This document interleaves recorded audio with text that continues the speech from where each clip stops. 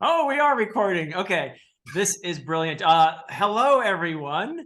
I am joined here today by a very special guest, a critical dragon, aka AP Canavan. Hello, AP. It is delightful to see you. Hi, Philip, and season's greetings. Merry Christmas. Yes. Happy holidays. It is absolutely wonderful to be spending a bit of time with you, actually, over Well, this holiday period. So thank you very much for likewise. inviting me. Likewise. Oh, it's a pleasure. And you are famous on YouTube for doing these little prologue, beginning paragraph analyses. And I thought, well, what better person to take a peek at my opening couple paragraphs of The Way of Edan. And I am so excited for this conversation to take place because, well, you are also my developmental editor. So full disclosure, you are also my developmental editor.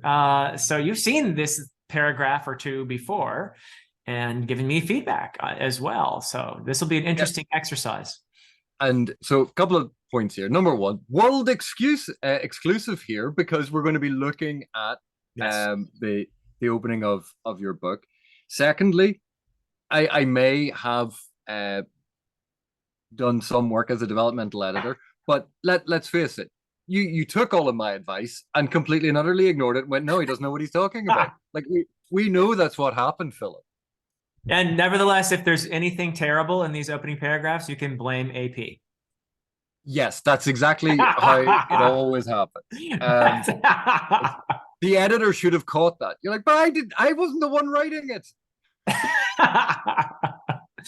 All right. Well, anyway, I'm really excited for this to see what you make of because I have admired your prologue analysis videos and your opening paragraph videos.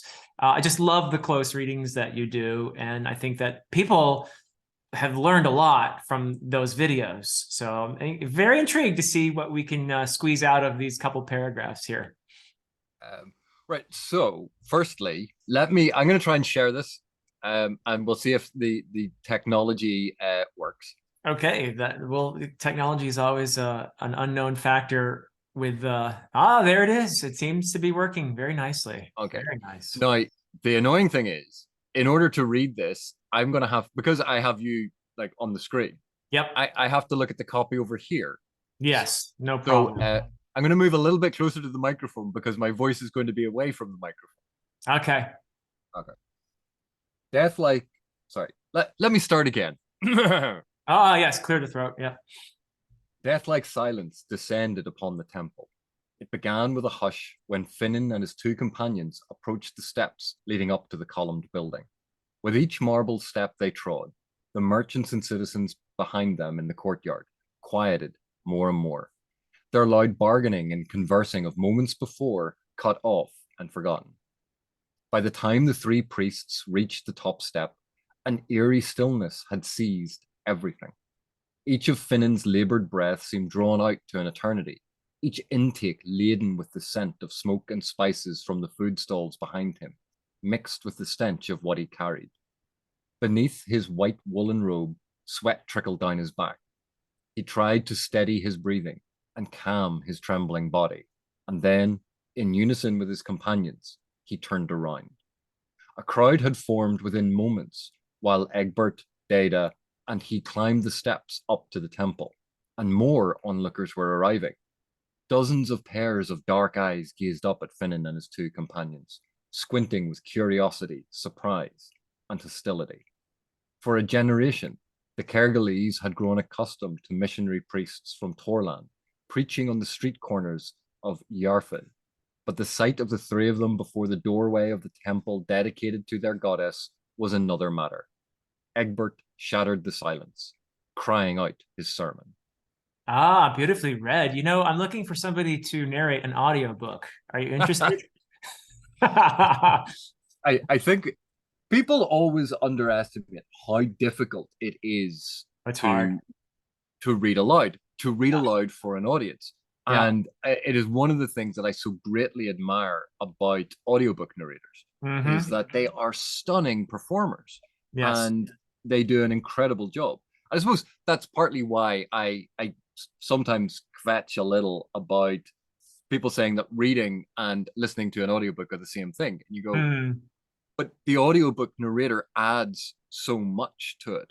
How can they be the same if that is an additional element? So I think people underestimate the impact of a good audiobook narrator.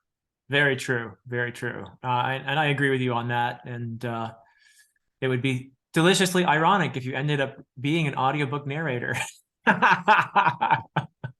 I lack the requisite acting ability. Oh, So well. I thought, just looking at this, because obviously we could have gone through the entire prologue, and there's a lot happens in the prologue that sets up what's going to occur in the book. But I thought there was enough here in these the first two paragraphs, and I've actually cut it off. That sentence at the end there, as you know, is the start of the third paragraph, but I've kind of cut it off because I like the sort of the punctuation of ending on that important note. I agree. That's a good ending part. And we would be here for 5 hours if we did the entire prologue. So, Yeah. And as much as we enjoy talking for several hours, I don't think people would be watching the videos that way. So the first thing that I thought that you did really nicely here is there is the building up of tension and stress, and it's done in a couple of different ways. Firstly is the sound. So the death-like silence descended upon the temple. It began with a hush, and we then get quieted more and more. The loud bargaining and conversing of moments before cut off and forgotten. An eerie stillness. And each sort of element of that is this place has gone quiet. It's gone eerily quiet. It's meant to be a hubbub, a hive of activity, and something is about to happen. So there's a portentous note brought in, and a lot of it has to do with that silence. And the reason I think I like how it works is the death-like silence. The very first word, death-like, it's portentous. It is setting up. This isn't a quiet, restive silence. This isn't, at the beginning of the book about Kvothe, The Name of the Wind by Patrick Yes. Rothfuss. Oh, yeah. The three silences. Yeah. Yeah. He goes through that beautiful prologue of the different types of silence.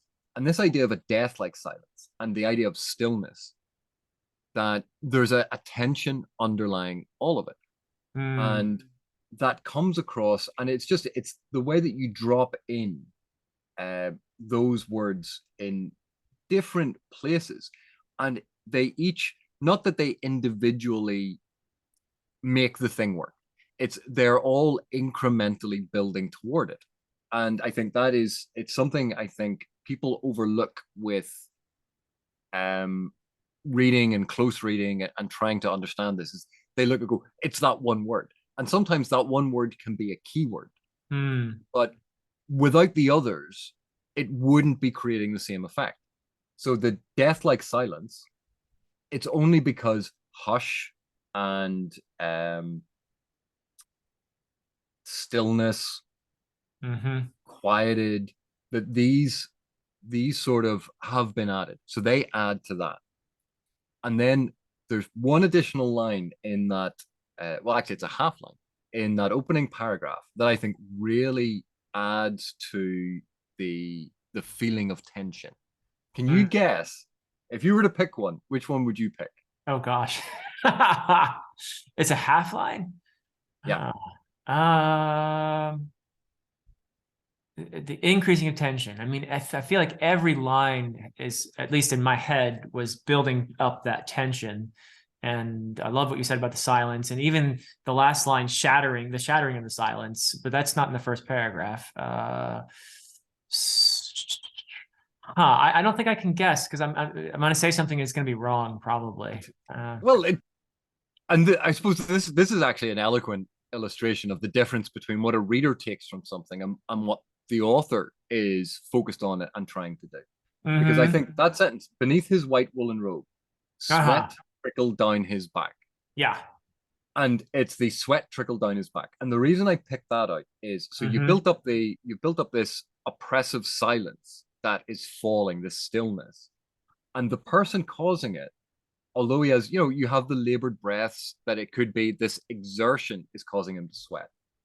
But the sweat trickle down his back adds, I think, an element of tension Yeah. that builds on the other elements that you've put in there with the atmosphere. So Yeah. because you have that death-like silence, we have this sense of something portentous. The Yeah. fact that this guy has sweat running down his back adds, I think, to that, and it's the thing that it just brings in that tactile nature of sweat moving, Yes. Yeah. that feeling, and you Yeah. combine that with the stench of what he carried. So Hmm. stench is not a good word. Stench is not a nice word. Nope. No, it isn't. Yep. Uh,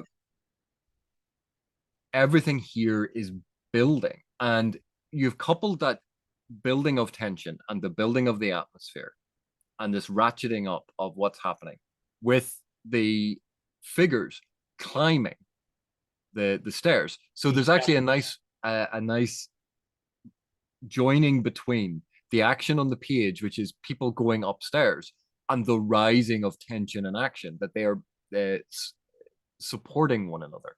Yeah. Yeah. Yeah, absolutely. And as you mentioned, the sweat trickling down the back is very deliberately tactile. Whereas we started with the auditory, with the sounds and everything getting quieter. And then there are the smells, the smoke and the spices from the food stalls. Obviously, this temple complex is being used as a sort of a market, if you will. And we mentioned the merchants and everything. So yeah, there's an attempt on my part to appeal to all the senses there in that opening paragraph.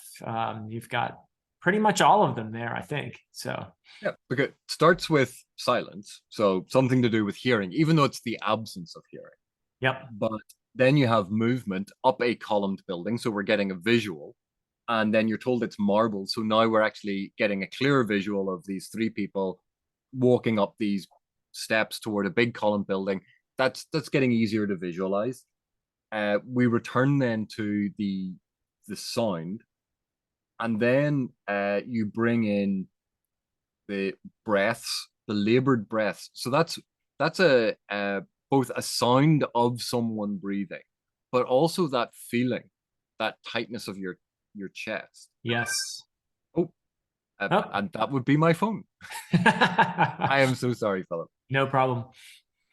Um, then you bring in the scent of the smoke and the spices from the food stalls, and that's a really wholesome, wonderful. You go through those big markets and you get that waft of the food cooking, That's a nice and smell. Yep. a really nice smell mixed with the stench of what he carried. So again, undercutting it and adding in that tension.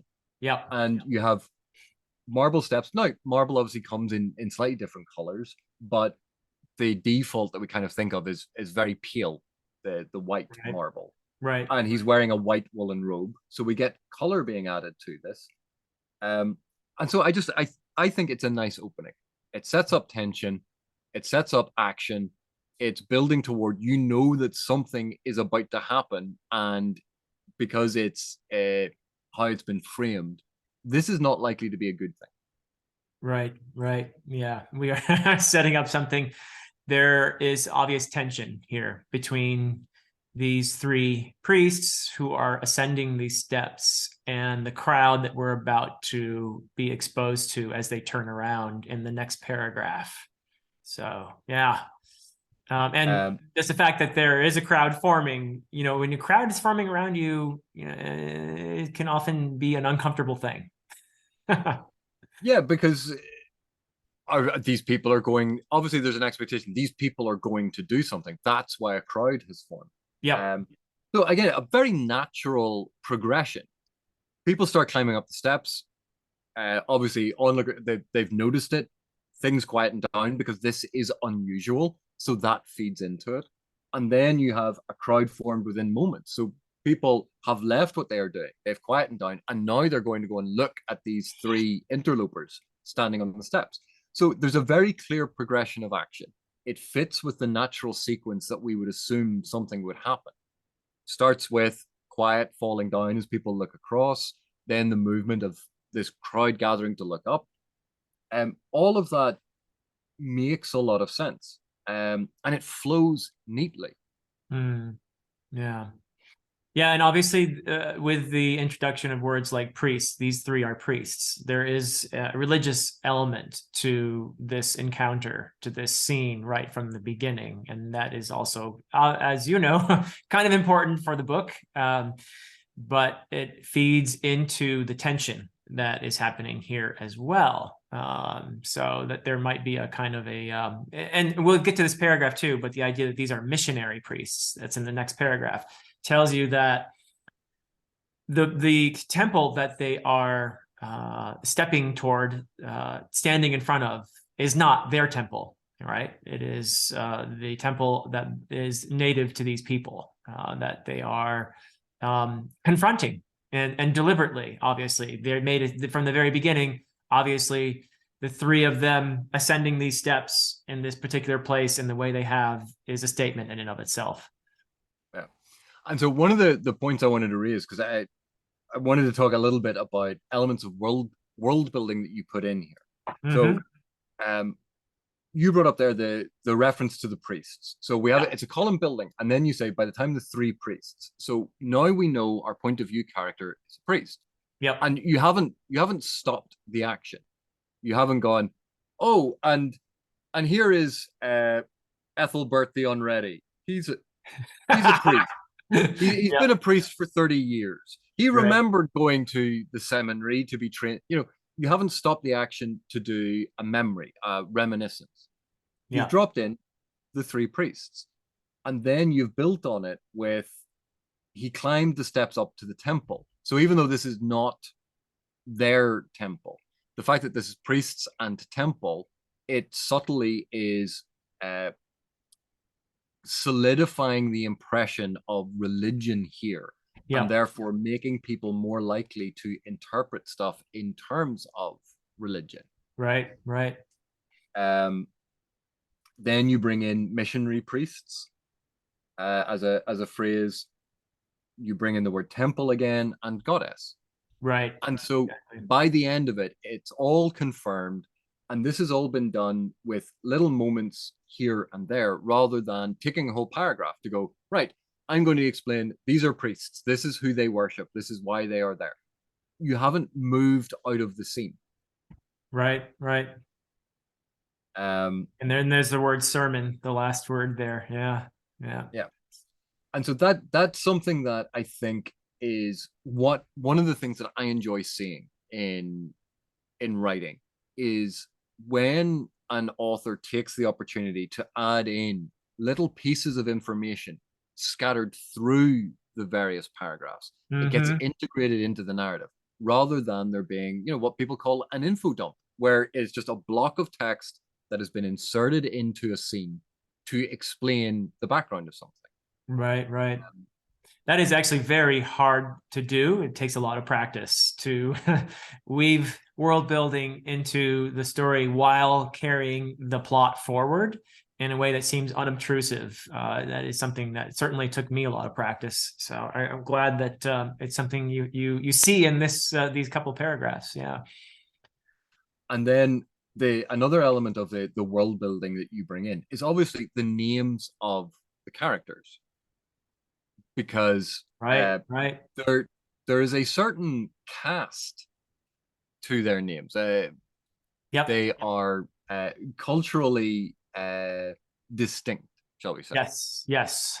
Yeah, and that's deliberate, very deliberate. And I can comment a bit on that, I guess. But the names Egbert and Data are Anglo-Saxon, and the name Finan actually has more of a Celtic resonance to it. And I had reasons, actually, very deliberate reasons, which if I got into detail there, I think there would be some spoilers. But I can say that, and I think this is evident even in these two paragraphs, one of the major themes that I am wrestling with, exploring in the book, in the trilogy as a whole, is the idea of not only belonging to a group of people, you could call it what you will, your tribe, your culture, your kingdom, whatever it might be, but what are the effects of being with those people, knowing that perspective and believing that perspective as perhaps more valid than other perspectives, as opposed to being exposed to other cultures, other tribes, other people, and learning their perspectives. So it's very much an exploration of the possibilities of transcending tribe, but also the repercussions of not, both positive and negative, because obviously we belong to groups of people for important reasons. We are social creatures. We get a lot of strength from the people around us, those that we consider like us. So that is something I'm definitely exploring. And I think it comes through even in these first couple paragraphs, the idea of opposing viewpoints as a result of coming from different cultures and perspectives. So, yeah. And so the names are very much going to be a reflection of that. Egbert, Data, and Finan is a slightly different one because that one has a different, although interestingly, I think if you were to ask Finan about it, he wouldn't even know, right? And which is true. I think that a lot of people don't know where their names come from. So Finan is actually probably ignorant of the origins of his name, and that it would be distinct in that way from Egbert and Data's name. Yeah, and I think a lot of people would recognize Egbert with the Anglo-Saxon yes, sort of elements, and then if you're thinking of Anglo-Saxon for those names, then Finnan is obviously suggesting Celtic. So part of, I think, and reading this, I always got the impression that part of your inspiration for the world that you were creating was very much rooted in the British Isles. Oh, very much so. Yeah. Yeah. I mean, I am a medievalist, and Old English and Old Norse are sort of my passion, but I also used to be pretty fluent in Welsh. And I obviously love the Celtic parts of the world as well. I know some nice people from the Celtic parts of the world. And that's with the Kergalese, Yarfin, Yeah. these are Welsh or at least Celtic in sort of very sounding. very well sounding. Yes. Yeah. Because you still find places called Caerphilly. It's Oh yeah. So even that spelling, which someone not familiar with it could go, oh, it's just typical fantasy spelling, doing the A and E together like that. I always forget, what is that in Old English? It's an ash. Yeah. Yeah, the A and the E stuck together. In Old English is called an ash. Yeah. And then interestingly, so while Yarfin and Kergalese seem to have that relationship, Torland has a very different linguistic root. Yes. And that, to me, is much more suggestive of the Anglo-Saxon rather than the Celtic or the Welsh, those sorts of things. In fact, it has very clear Old English meaning, which is land of towers. Is it land of towers or land of hills? Because I thought Tor was also a way of call it what you could call a hill. It can be, but in this case, it's tower. Yeah. Oh, well, authorial intent be damned. I get to make up things as I go along, To me, and clearly me as reader, it's far more important. It's hillland. Okay. Hillland is where they are from. The author is dead already? Jeez. Yeah. And then one last thing, just sort of about the world building and how it was tying into this. The sight of the three priests, the idea of using three tying into a trinity, which again is one of those subtle things. It's not common to every single religion, by all means, but it's familiar enough to a lot of people about certain religions, the idea of a trilogy or a trinity. That again, it's one of those ones that just kind of slips in under the surface of it to add support to that element of mysticism and religion. And they're set in opposition to a goddess. Right. Yes. 3 male priests at the temple of a goddess. So there's a nice dichotomy and tension being worked in relation to that. Absolutely, yes. I mean, every religion in this trilogy is a made up one. It is a fantasy religion. But that said, I think a common thing that a lot of fantasy authors do is they borrow from the real world in order to impart a certain aura or a certain vibe to something. So I am most certainly borrowing from readers' familiarity with, say, Christianity, but even by calling them priests, right? And by having them wearing white robes. A lot of monastic orders in the Middle Ages would have worn robes of one color or another, and white having this association with purity. So that is perhaps an assertion on the part of these priests as well. The fact that they choose white to be the color of their robe maybe is a statement on their part that they consider themselves to be a certain thing. And goddess is very, very obviously in the minds of many people who are familiar with Western religious tradition. Goddess would be a kind of a very foreign, exotic sort of word. I think it would have call up many connotations in that regard. Yeah. And then just to finish looking at the text sort of specifically like this, Egbert shattered the silence. Yes. Crying out his sermon.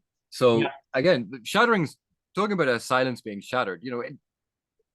It's a very familiar phrase to people, but again, that violence of it's not just broken, but shattered, broken beyond all repair. That's what shattering is, as opposed to breaking a silence. Silence can return after a break. A break can be mended. Something shattered is much harder to repair. And you have the nice sibilance of shattered in silence carrying out his sermon. Yeah. And so it's even that alliteration, that sibilance in that line, that hissing noise. All of that, that's one of the reasons why I like that line. I like that. I actually, you could have put that line as a single line in the paragraph on its own, and then started the fourth paragraph, basically where your third paragraph sort of flows on from it. And that's a formatting issue, not rather than a developmental editor going, oh, this is where your plot's going. Yeah, no, it's an interesting line, I think, and it could be a line of Old English poetry. It has 4 stresses and 3 of those alliterate. So yeah, and I think it's an interesting point there. And shatter is very much a deliberate word there, with its connotation of violence, perhaps, because these 3 have already intruded in a way that they clearly know that what they're doing is going to be viewed by the people around them, whom they see as foreign, even though they're the ones in those people's space. They have committed an act that is a deliberate affront. They want this attention, although clearly from Finnan's reaction to all this, he's a bit nervous about it, right? So, but yes, it's a confrontation that is being deliberately brought about.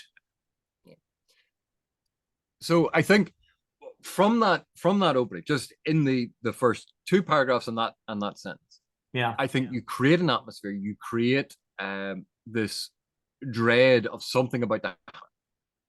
When people talk about a hook, it's engaging the reader.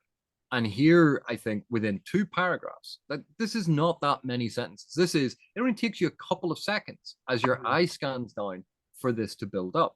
Right. And I think some people think that a hook must be something really, really dramatic in like the very first paragraph. And nothing really dramatic happens until later in this prologue. And you build to it. You give the sense of the atmosphere building, of the tension building. Because what's the point of having something explosive happen if there's no tension for the explosion? It's much more of a damp squib then. So I thought that was something that was nice that you developed in this opening, that you create a hook, you get across world building, you introduce a point of view character, you get across elements of backstory and things that a reader can imagine or project onto them based on their understanding. And it's all clear and it flows and it's mutually supportive of the different elements. And that to me is a very well put together starting sequence. Thank you. Yeah, and I hope it will be setting up some of the big themes to come in the trilogy. I cheated a little bit in that I wrote the prologue after I wrote the book.